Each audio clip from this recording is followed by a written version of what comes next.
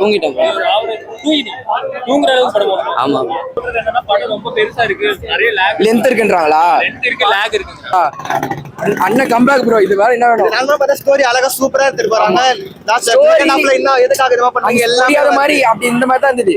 ஆனா அதை எடுத்துன்னு போன விதம் சூப்பர். நிறைய பேர் சொல்ற விதம் என்னன்னா நாங்க தூங்கிட்டோம் அப்படிலாம் சொல்றாங்க. ஐயோ யாரோ எவன் சொன்னா? அவன் தூங்குவானா? நைட்டு தூங்காம ஷிஃப்ட் பார்த்துட்டு வந்திருப்பான். அவன் கிடையாது. இனிமே நாங்க தான் அண்ணன் தான்.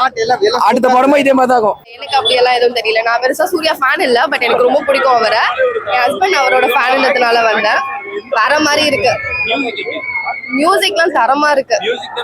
ஆமா ஆமா, எனக்கு ரொம்ப பிடிச்சது. கடைசியா ஜெயராஜோட ஜெயராஜ் காமெடி இருக்குல்ல, அது படத்தை போய் பார்த்துட்டு எல்லாரும் சொல்லட்டும்.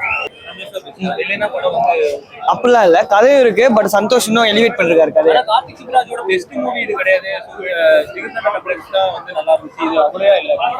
அப்படிலாம் இல்ல, நீங்க படம் ஒரு கதை ஒரு மாதிரி இருக்கும். அது இந்த கதையில இந்த படம் நல்லா இருக்கு. அவ்வளவுதான். பிரேக்கப்லாம் புரியல. ரெண்டு மூணு சீன் இருக்கும். பட் நான் சொல்லிட்டேன்னா அப்புறம் அடுத்து பாக்குறேன் உங்களுக்கு வெளியே வராம இருக்கும். நீங்க படம் பாருங்க, நல்லா இருக்கும்.